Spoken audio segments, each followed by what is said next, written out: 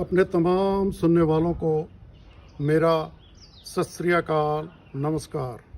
मैं हरमीत सिंह आज आपके सामने प्रस्तुत हूँ YouTube के लिए एक नया चैनल दृष्टि लेकर। अब ये बड़ा सा स्वाभाविक सा प्रश्न है कि जहाँ इतने बेशुमार चैनल हैं तो वहाँ इस नए चैनल की क्या ज़रूरत है और क्या गुंजाइश है। तो इसके जवाब में मुझे गुरु नानक देव जी के जीवन से एक प्रसंग याद आ रहा है। अपनी यात्राओं के दौरान गुरु नानक देव जी एक ऐसे गांव में पहुँचे जो पूरा गांव साधु और संतों का ही गांव था। तो वहाँ के प्रमुख ने गुरु नानक देव जी के लिए एक बर्तन में लबालब भरकर दूध भेजा। तो गुरु नानक देव जी ने उस दूध को ग्रहण करने के बजाय पास की टहनी से एक फूल तोड़ा और उस दूध पर तैरा दिया और उस दूध को वापस भेज दिया। मर्दाना जी ने जब इसका कारण पूछा तो गुरु नानक देव जी ने बताया कि प्रमुख ने मुझे यह संदेश भिजवाया था कि यहाँ तो पहले ही बहुत साधु और संत हैं, तो अब आपकी यहाँ कोई गुंजाइश नहीं है। तो मैंने उन्हें कहलवा भेजा है कि मैं तो बस फूल की तरह निर्भर हूँ और मैं अपनी जगह खुद ही बना लूँगा। तो हम भी आप लोगों से यही कहना चाहते हैं कि हम भी कोशिश करेंगे कि मीडिया जगत के लबालब भरे हुए इस जाम में फूल की तरह तैर सके। आज हमारी दृष्टि जिस युग पुरुष की ओर जा रही है उसका कोई भी सानी या उसका कोई भी उदाहरण इस दुनिया के पूरे इतिहास में कभी भी कहीं भी नहीं मिलता है। और उस अनूठी, अद्भुत और अद्वितीय शख्सियत का नाम है सिखों के 10वें गुरु साहिब कमाल साहिब बहादुर श्री गुरु गोबिंद सिंह जी। एक ऐसी अनूठी शख्सियत जो संत भी हैं, सिपाही भी, बादशाह भी हैं, दरवेश भी, खुद ही गुरु हैं और खुद ही चेला भी। एक और तो उन्होंने अपने पिता का, अपनी माता का, अपने 4 पुत्रों का और खुद का भी बलिदान दे दिया धर्म की खातिर और अपने पूरे वंश को दान करने वाले बन गए।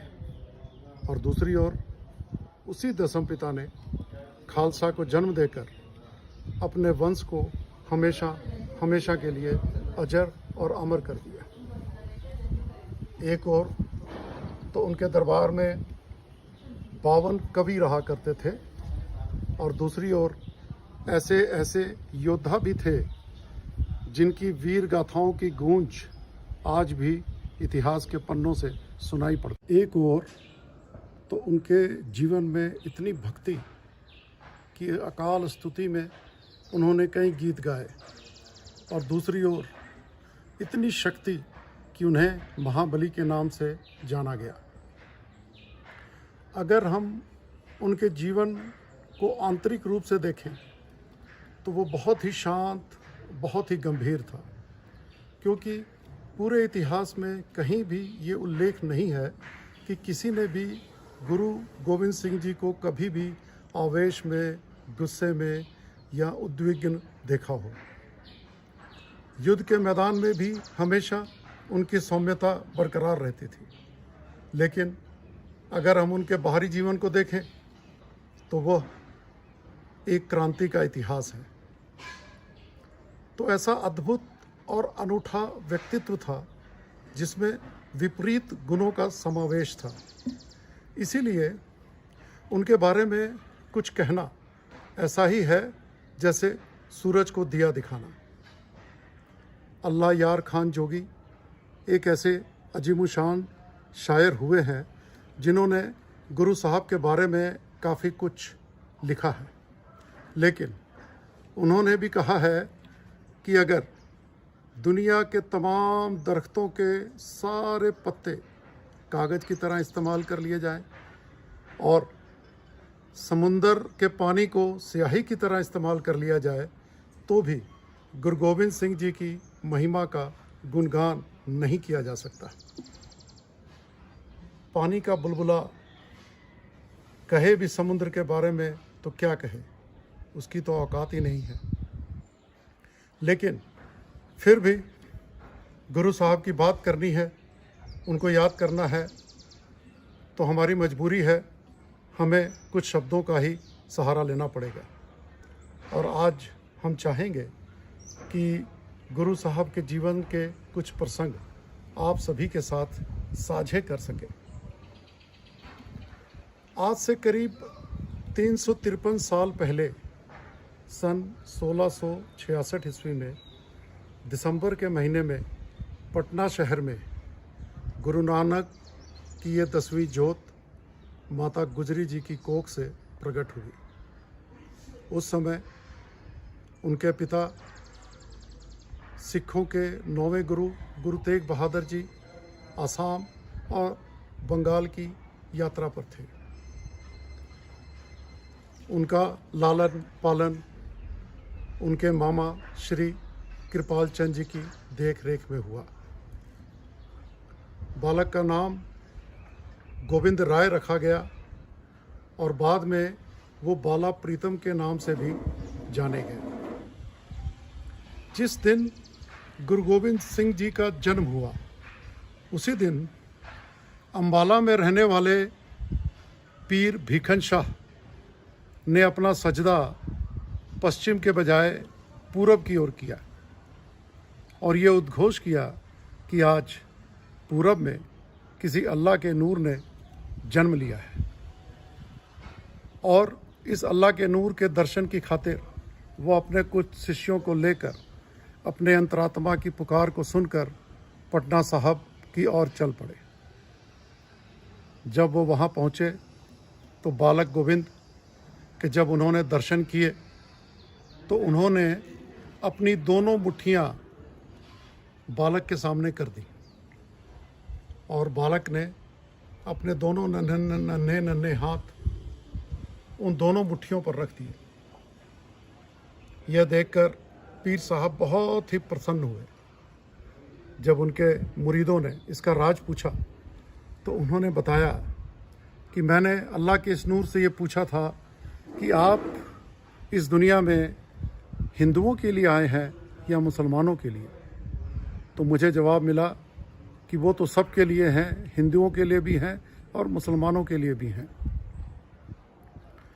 अब धीरे धीरे बाल गोविंद के मोहन स्वरूप और उनकी विलक्षण अदाओं, बाल सुलभ अदाओं की कीर्ति पटना शहर की गलियों में गूंजने लगी और वहाँ के निवासी उनके मुरीद होने लगे। जब थोड़े बड़े हुए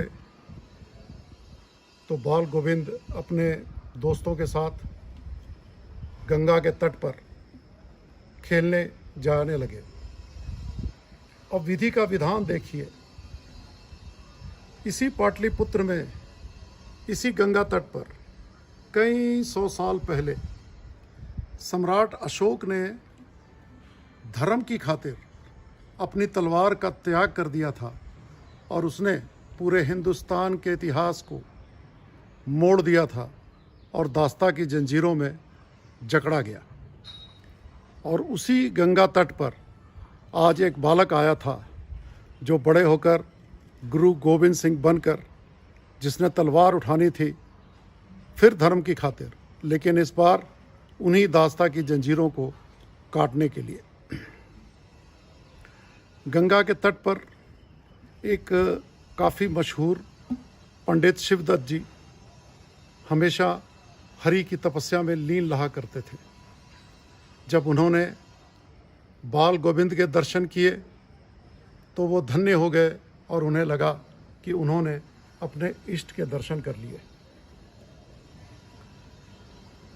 गुरु साहब जब करीब 5.5 साल के थे तो गुरु तेग बहादुर जी के फरमान से वो और उनका परिवार आनंदपुर साहब की ओर चल पड़े।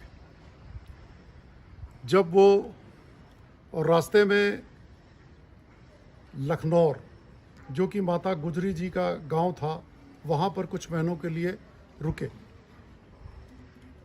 एक बार लखनौर में जब गुरु साहब अपने दोस्तों के साथ खेल रहे थे तो पीर आरिफ दीन जी ने उन्हें देखा और उन्होंने भी बाल गोविंद में इलाही नूर के दर्शन किए और वो अपनी पालकी से उतर कर आए और उन्होंने उनका सजदा किया। इसके बाद बाल गोविंद करीब 6 साल की आयु में आनंदपुर साहब अपने पिता के पास पहुंच गए। यहाँ पर उनकी शिक्षा शस्त्र और शास्त्रों की शिक्षा प्रारंभ हुई। धीरे धीरे बाल गोविंद ने 6 भाषाओं पर महारत हासिल की। वो फारसी, संस्कृत, गुरमुखी, हिंदी, उर्दू और ब्रज भाषा के ज्ञाता बने। दूसरी ओर घुड़सवारी, तीरंदाजी और तलवारबाजी में तो बचपन से ही उनके जो कौशल थे अद्वितीय और अविश्वसनीय थे। 1675 ईस्वी में जब गुरु साहब की उम्र करीब 9 साल की थी तो गुरु तेग बहादुर जी के दरबार में कुछ कश्मीरी पंडितों का आगमन हुआ। उस वक्त मुगल शासक औरंगजेब का राज था और औरंगजेब अपनी धार्मिक कट्टरता में इतना अंधा हो चुका था कि वह चाहता था कि हिंदुस्तान में सारे हिंदुओं की सुन्नत कर दी जाए और उन्हें इस्लाम में ले आया जाए। इसके लिए उसे मालूम था कि हिंदुओं की जो अगुवाई करने वाले लोग हैं वो या तो पंडित हैं या ब्राह्मण हैं और वही ज़्यादा पढ़े लिखे हैं और उनकी बात बाकी सभी हिंदू मानते हैं। तो इसलिए उसने क्या किया कि सबसे पहले अपना जोर और अपनी जबर जो है इन पर करना शुरू किया और पंडितों को उन्होंने ज़बरदस्ती इस्लाम में लाना शुरू किया और अगर वो कोई ऐसा नहीं करता था तो उसका कत्ल कर दिया जाता था। इसीलिए कश्मीर में भी चूँकि बहुत सारे पंडित रहते थे तो वहाँ पर भी मुग़ल शासकों का ये जघन्य कृत्य चल रहा था। तो ये सारी बातें जब गुरु साहब ने सुनी तो गुरु साहब ने कहा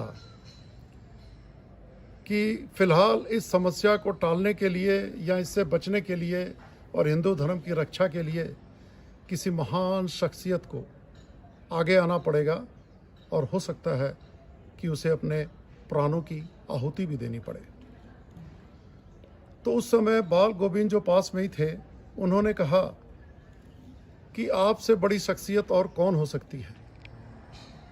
जब गुरु तेग बहादुर जी ने यह सुना तो उन्होंने बाल गोविंद को गले से लगा लिया और कश्मीरी पंडितों से कहा कि आप जाएं और मुग़ल सैनिकों को यह संदेश दे दें और उनसे कहें कि हम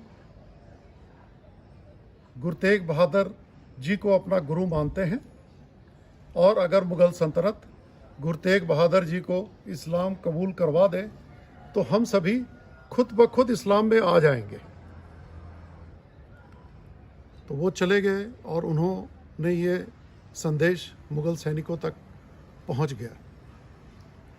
लेकिन धन्य थे गुरु तेग बहादुर जी, उन्होंने मुग़ल सैनिकों का इंतज़ार नहीं किया बल्कि वो अपने कुछ शिष्यों को लेकर शहादत को गले लगाने के लिए दिल्ली की ओर चल पड़े। और धन्य थे आनंदपुर के वो निवासी और उनके सभी परिवार के वे लोग जो सहर्ष उन्हें विदा करने पहुँचे।